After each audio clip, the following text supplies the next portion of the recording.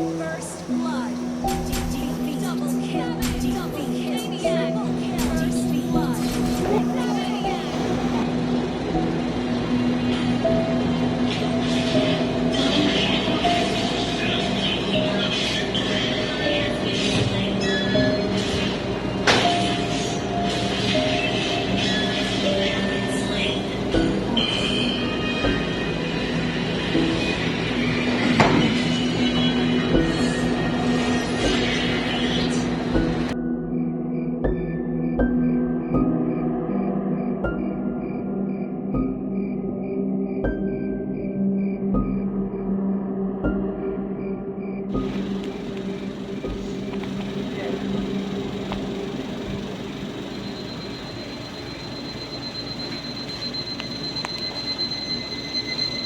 Oh my god, I'm late.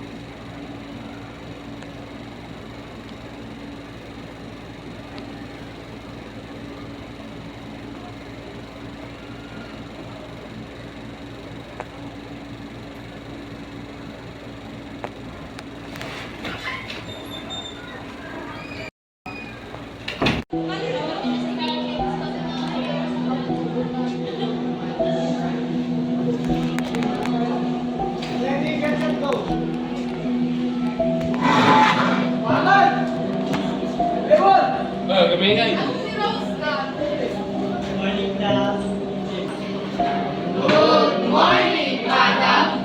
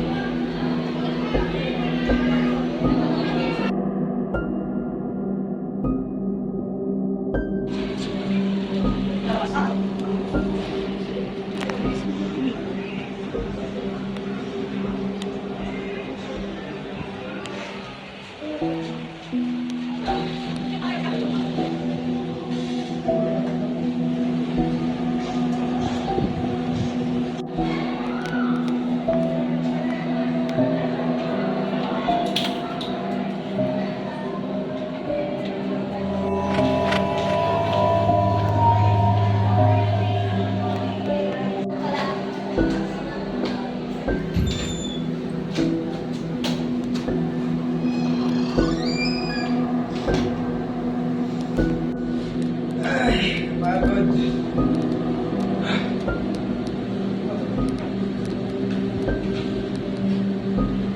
Ano ba to?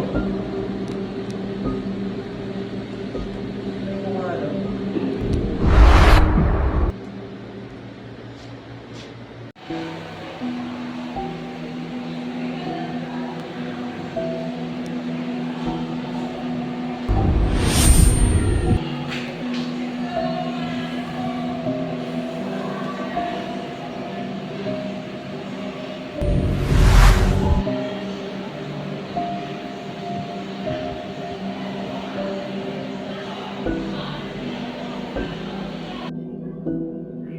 Welcome players, welcome sa game ko.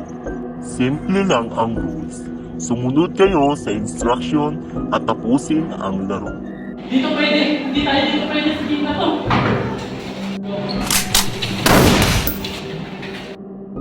Huwag nyo nang tangkain pang tumakas. Kita nyo iyan? Ganyan ang mangyayari sa inyo kapag hindi kayo sumunod. So gagawin namin para malakas ang boring na lugar na to. Pasukin nyo ang pintong yan para maumpisahan ang unang laro.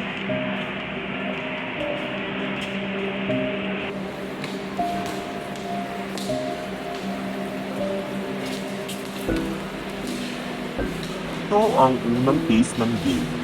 Ang gagawin nyo lang ay patatamain ang bote gamit ang 3 pirasong bato. At kapag hindi nyo tinamaan, mamamatay kayo. Good luck!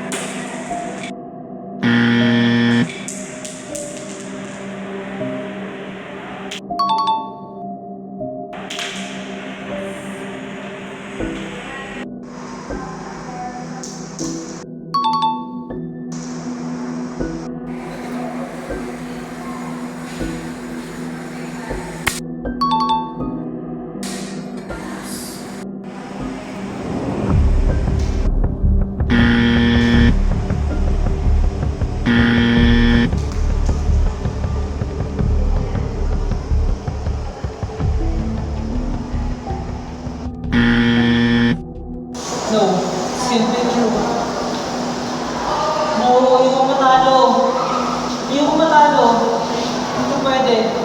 Guys, help me. Guys.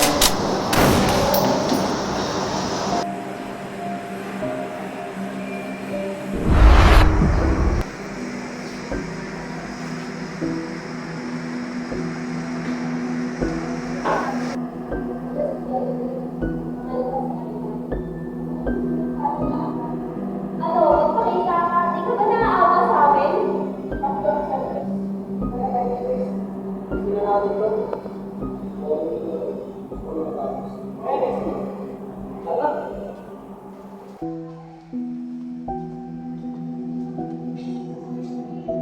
Ito ang second phase ng laro. Ito ay ang sungka.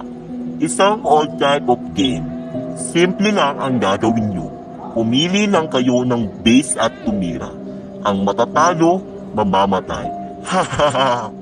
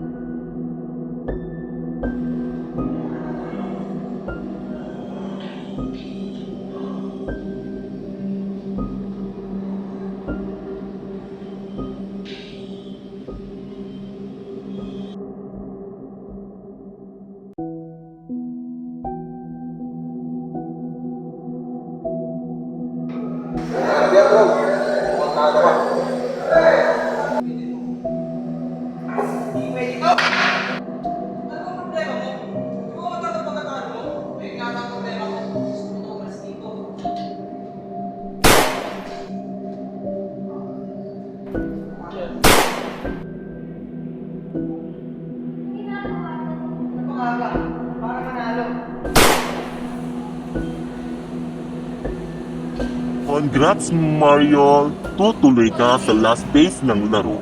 Ano, masaya bang pumatay? Ito ang last phase ng laro. At ang kalaban mo, sino pa ba? Eddie ako. Very basic lang ang larong to. Chess. Oo, tama, chess lang.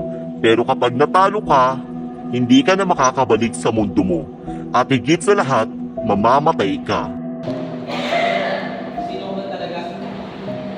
Sige, tapusin na natin ito nung magkaalawin tayo dalawa.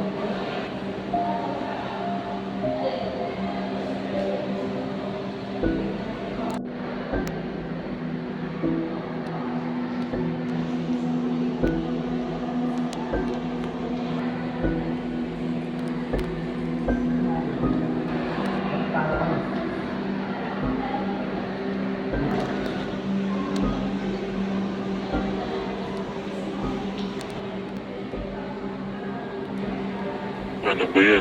Checkmate. Hindi pwede to. Hindi pwede to.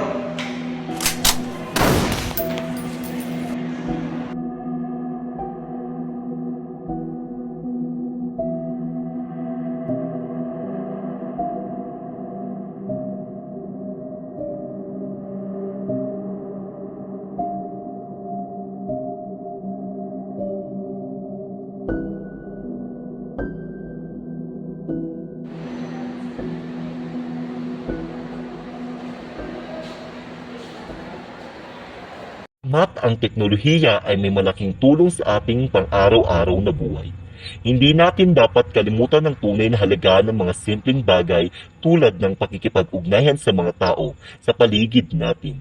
Ang sobrang oras na ginugol sa mga gadget o social media at kung patuloy tayong ma-addict sa paggamit nito, malalayo tayo sa mga mahalagang aspeto ng buhay tulad ng pisikal na kalusugan, mental na kalagayan at tunay na koneksyon sa ibang tao. At kung patuloy ang maling paggamit ng teknolohiya, patuloy na usad ang game ko.